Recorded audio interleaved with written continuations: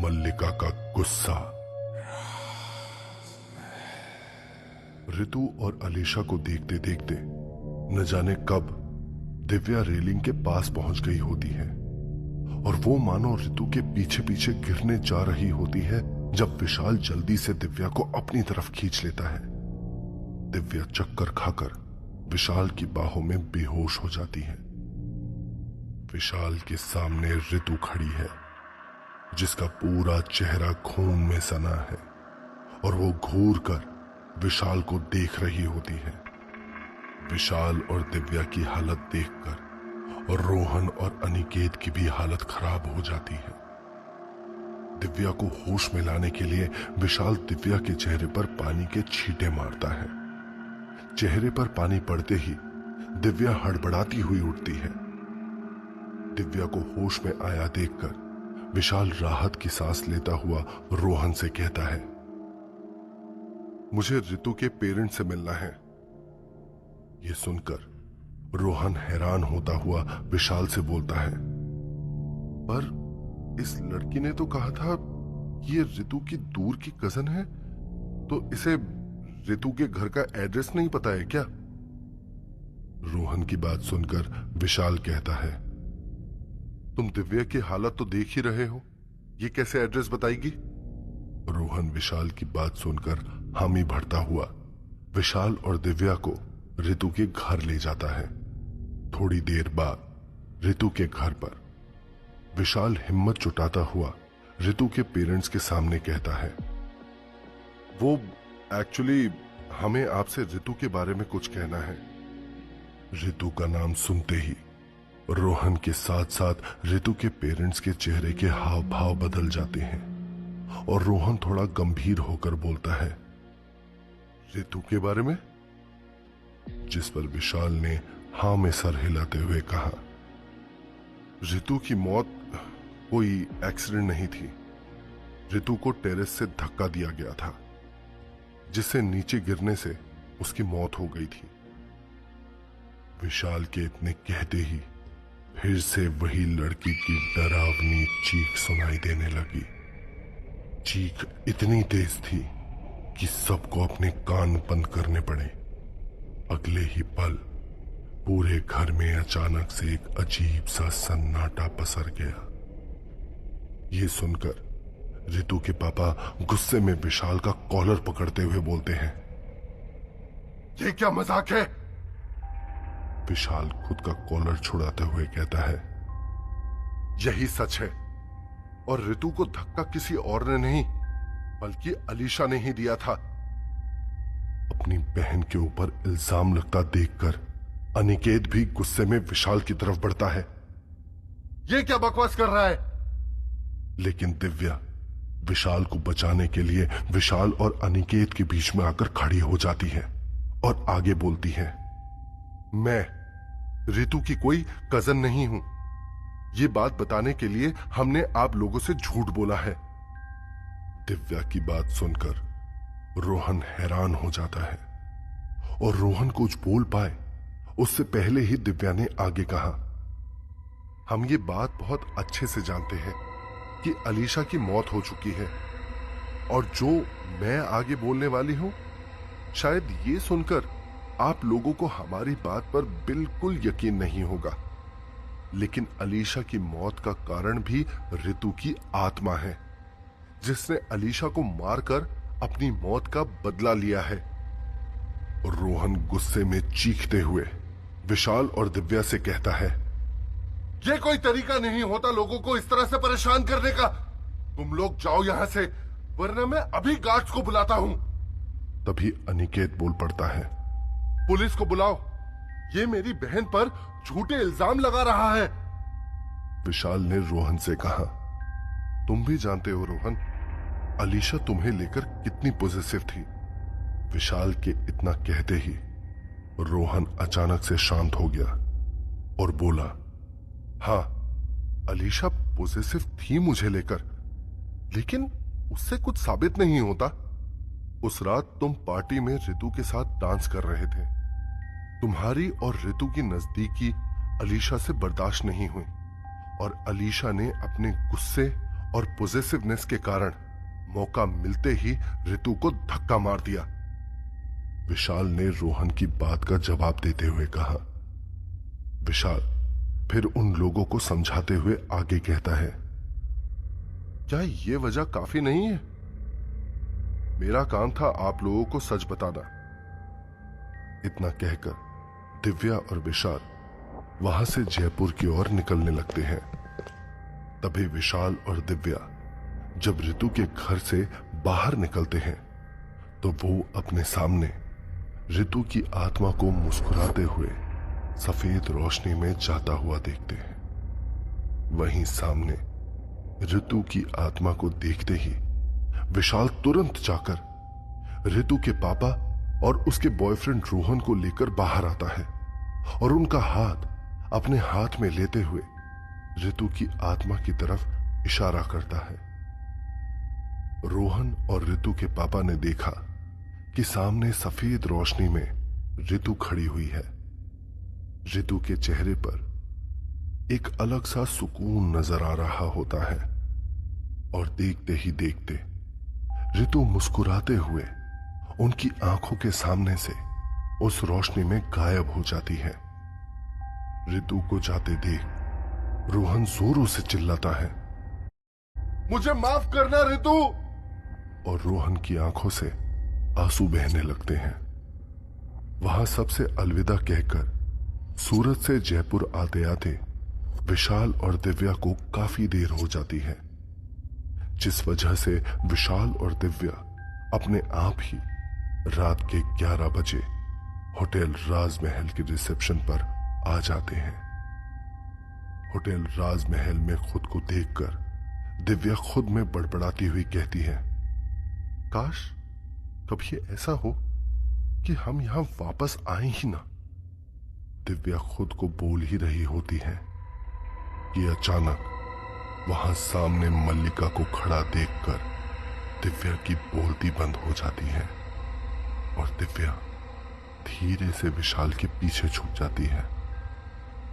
दिव्या को इस तरह अपने पीछे छुपता देखकर विशाल सामने की ओर देखता है, जहां पर मल्लिका खड़ी हुई एकटक दिव्या को घूर रही होती है। लेकिन फिर मल्लिका दिव्या पर से अपना ध्यान हटाते हुए सीधा विशाल से कहती है, विशाल मुझे तुमसे कुछ बात करनी है। मल्लिका की बात सुनकर विशाल ने कहा, हाँ बोलिए ना, क्या बात करनी है आपको मुझसे? जिस पर मल्लिका ने गुस्साते हुए विशाल से कहा, अकेले में कुछ बात करनी है मुझे तुमसे विशाल। मल्लिका के गुस्सा करते ही पूरे होटल राजमहल का माहौल बदलने लगता है। तेज हवाएं चलने लगती हैं, तरह तरह की अजीब अजीब आवाजें आने लगती हैं। पूरे माहौल में अलग किस्म की असहनीय गंध घुल जाती है और देखते ही देखते मल्लिका विशाल और दिव्या के सामने से गायब हो जाती है। मल्लिका के गायब होते ही मल्लिका की आवाज पूरे होटल में गूंज जाती है, विशाल अगर तुम अपने और दिव्या की सलामती चाहते हो तो अभी के अभी मुझसे मिलने अकेले मेरे कमरे में आओ, वरना अंजाम बहुत बुरा होगा। मल्लिका के इतना कहते ही विशाल दिव्या की तरफ देखते हुए कहता है, तुम यहीं रुको, मैं अभी आता हूं। विशाल की बात सुनकर दिव्या घबराते हुए विशाल से कहती है, मैं अकेले नहीं रुकने वाली, यहां मैं भी तुम्हारे साथ जाऊंगी। जिस पर विशाल दिव्या को समझाते हुए कहता है, अब तो तुम सब जानती हो, तुम्हें कुछ नहीं होगा, तुम फिक्र मत करो। बस यही इसी रिसेप्शन की चेयर पर बैठे रहना जब तक मैं वहां से वापस नहीं आ जाता। इतना कहकर विशाल मल्लिका के कमरे की तरफ चला जाता है, रूम नंबर 703। विशाल दरवाजे पर नॉक करे उससे पहले ही मल्लिका ने अंदर से आवाज देते हुए कहा, आओ विशाल, अंदर आओ। ये कमरा और मैं कब से तुम्हारा इंतजार कर रहे हैं।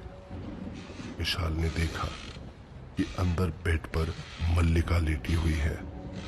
मल्लिका के ट्रांसपेरेंट गाउन से उसके गोरे लंबे पैर साफ दिखाई दे रहे हैं।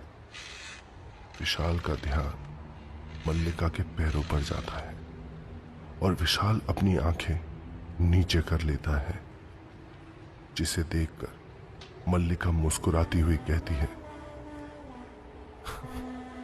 क्या हुआ विशाल, तुमने अपनी नजरें क्यों फेर ली? ये सुनकर विशाल मल्लिका की बातों को नजरअंदाज करता हुआ बोलता है, आपने मुझे यहां क्यों बुलाया है? विशाल की बात सुनकर मल्लिका को गुस्सा आ जाता है और वो विशाल से कहती है, तुम जहां जाते हो उस लड़की को अपने साथ लेकर क्यों जाते हो? मल्लिका की बात सुनकर विशाल कहता है, उस लड़की को तो मैंने मना किया था होटल में रहने के लिए, पर आपने ही कहा था हम कभी गेस्ट को मना नहीं करते। विशाल की बात सुनकर मल्लिका कहती है, मैंने उस लड़की को होटल में रहने के लिए कहा था, तुम्हारे साथ रहने के लिए नहीं। ये सुनकर विशाल ने कहा, मैं उसे यहां अकेला छोड़कर नहीं जा सकता हूं। ये सुनकर मल्लिका ने कहा, और तुम्हें क्या लगता है जैसे मुझे कुछ नहीं पता कि तुम उस लड़की को मेरे घर पर रखते हो? हाँ, तो क्या मैं उसे यहां इस होटल में जलने के लिए छोड़ दूं? विशाल ने गुस्से में कहा। विशाल के मन में दिव्या के लिए केयर देखकर मल्लिका को गुस्सा आ जाता है और मल्लिका जोरों से चीखती हुई विशाल से कहती है, तुम सिर्फ मेरे हो विशाल, सिर्फ मेरे। मल्लिका के चीखने और गुस्से के कारण दूसरी तरफ रिसेप्शन डेस्क में बैठी हुई दिव्या अचानक जोर से हवा में उड़ती है और दीवार से जाकर टकराती है, जैसे किसी ने उसे बहुत ताकत से वहां फेंक दिया हो। दिव्या चिल्लाती हुई धाड़ से नीचे जमीन पर गिर जाती है। दिव्या की चीख सुनकर विशाल गुस्से में मल्लिका के कमरे से भागता हुआ रिसेप्शन की तरफ जाता है। वहां दिव्या को नीचे जमीन पर बेहोश गिरा देख दिव्या को उठाते हुए चीखते हुए बोलता है, मल्लिका, मैं तुम्हारी इज्जत करता हूं, तो तुम अपनी हद में रहो। अरे मेरे बीच जो कुछ भी हुआ वो मेरे लिए सिर्फ एक गलती थी। उस दिन मैं अपने गुस्से के कारण होश में नहीं था और मुझसे वो सब हो गया। विशाल को गुस्सा देख बंसी विशाल से कहता है, विशाल, तुम मालकिन से मत उलझो, वो बहुत खतरनाक है। बंसी की बात सुनकर विशाल गुस्से में बोलता है, खतरनाक होगी तुम्हारे लिए, मुझे कोई फर्क नहीं पड़ता। जिस दिन मैं अपनी पर आ गया ना, तो ना तुम्हारी मालकिन रहेगी और ना ही यह होटल राजमहल। विशाल के इतना कहते ही पूरे होटल राजमहल में अजीब अजीब सी आवाजें गूंजने लगती हैं। किसी के हंसने की आवाज तो किसी के रोने की आवाज, और देखते ही देखते तेज हवाएं चलने लगती हैं। ऐसा लग रहा होता है मानो पूरा होटल अपने गुस्से में चीख रहा हो। दरवाजे खिड़कियां सब खुलने बंद होने लगती हैं। तभी होटल राजमहल में लगी बड़ी सी घड़ी 3:30 बजने की तरफ इशारा करती है।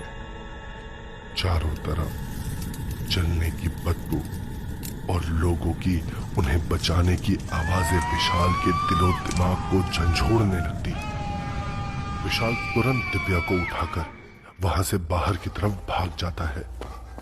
मल्लिका के घर जाकर विशाल दिव्या को सोफे पर लिटा देता है और दिव्या के चेहरे पर पानी के छींटे मारता है।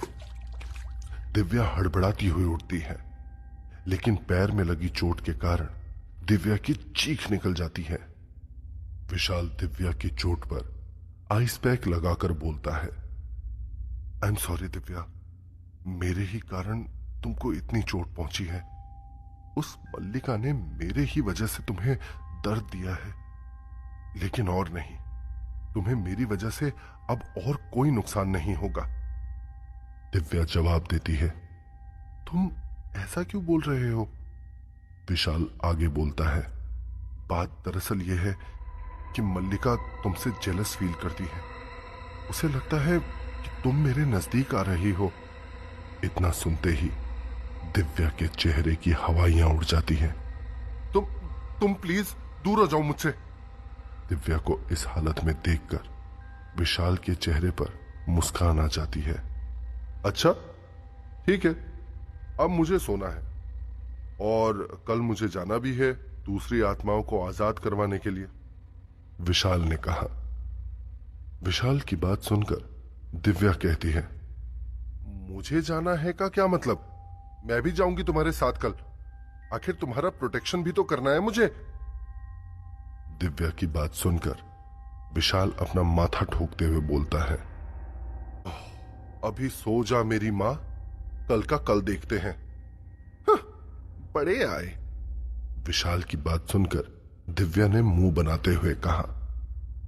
अगले दिन विशाल तैयार होकर निकलने ही वाला होता है कि दिव्या पीछे से आकर विशाल को बोलती है, तुम्हें नहीं लगता तुम कुछ भूल रहे हो? विशाल हैरान होकर दिव्या से बोलता है, भूल रहा हूं? पर क्या? विशाल की बात सुनकर दिव्या मुस्कुराते हुए कहती है, मुझे, और मैं जाऊंगी तुम्हारे साथ, बस। विशाल थक हार कर हां में सर हिलाता हुआ दिव्या की बात मान जाता है।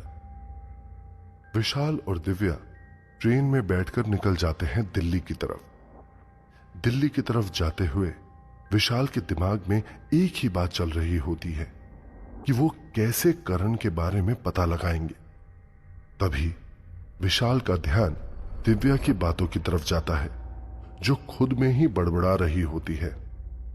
आजकल इंटरनेट में सब कुछ है यार, क्या अमेजिंग फैशन के कपड़े हैं यहां। दिव्या अपनी बात पूरी कर पाए उससे पहले ही विशाल ने कहा, इंटरनेट, यहीं से मुझे मिलेगा करण का एड्रेस। विशाल के इतना कहते ही ट्रेन का माहौल बदलने लगता है। चारों तरफ अंधेरा छा जाता है और अजीब सा धुआं भरने लगता है, और अचानक सब कुछ अपने आप साफ भी हो जाता है। विशाल तुरंत इंटरनेट पर 2015 suicidal rape case in Delhi डालकर सर्च करने लगता है। काफी देर की खोजबीन के बाद विशाल को दिल्ली रेप केस का एक आर्टिकल मिलता है। रेप के आरोपी करण आहूजा ने फांसी लगाकर आत्महत्या कर ली। विशाल दिव्या के साथ दिल्ली पहुंचते ही सीधे ही दैनिक पेपर के ऑफिस जाता है और वहां जाकर उनसे कहता है कि हम लोग मीडिया के स्टूडेंट्स हैं और रेप केसेस पर एक डॉक्यूमेंट्री बना रहे हैं। हमें 2015 में रेप के बाद आत्महत्या करने वाले करण आहूजा का एड्रेस चाहिए। वहीं न्यूज़पेपर के ऑफिस से विशाल और दिव्या को करण आहूजा का पता मिल जाता है। विशाल ने तुरंत एड्रेस नोट किया और दिव्या के साथ चला गया चांदनी चौक की तरफ। चांदनी चौक, गली नंबर 15। इस गली में रहने वाले हर एक इंसान को करण आहूजा के बारे में पता होता है, इसलिए विशाल और दिव्या को घर खोजने में ज्यादा दिक्कत नहीं होती है। एक छोटा सा घर, लेकिन काफी बेजान। ऐसा लग रहा हो मानो उस घर ने काफी कुछ सहा हो। हर तरफ झाड़ियां उग चुकी हैं। उस घर को देखकर कोई भी कह सकता है कि वहां कोई नहीं रहता होगा, लेकिन विशाल और दिव्या दबे कदम से चलते हुए घर तक पहुंचते हैं और हिम्मत करके डोरबेल बजाते हैं। काफी देर के बाद अंदर से किसी के आने की आहट होती है और जब दरवाजा खुला तब विशाल और दिव्या ने देखा कि उनके सामने एक बुजुर्ग व्यक्ति खड़ा हुआ है। वो बुजुर्ग भी ठीक उस घर की तरह ही बेजान मालूम होता है। आंखों में चमक तो जैसे कभी उस व्यक्ति के पास थी ही नहीं। खुशियों का कोई नामो निशान नहीं। उस व्यक्ति को देखते ही विशाल ने हाथ जोड़ते हुए कहा, अंकल, हम एक रिसर्च कर रहे हैं जिसमें हमें आपकी मदद की बहुत जरूरत है। ये सुनकर उस व्यक्ति ने बिना किसी एक्सप्रेशन के जवाब देते हुए कहा, मैं तुम लोगों की कोई मदद नहीं कर सकता। उस व्यक्ति का जवाब सुनकर दिव्या ने कहा, अंकल, हम बहुत दूर से आए हैं। यहां जो रेप केस हुए हैं उस पर हम रिसर्च कर रहे हैं। हमने सुना है कि आपका बेटा भी। दिव्या कुछ बोल पाए उससे पहले उस आदमी ने चीखते हुए कहा, मेरा कोई बेटा नहीं है, चले जाओ तुम लोग यहां से। ये सुनकर दिव्या और विशाल निराश हो जाते हैं और वो आदमी दरवाजा इनके मुंह पर मारकर बंद कर देता है। तो क्या होगा आगे की कहानी में? क्यों कहा करण के पिता ने कि उनका कोई बेटा नहीं है? क्या दिव्या और विशाल को इनसे मदद मिल पाएगी या उन्हें उदास वापस लौटना होगा?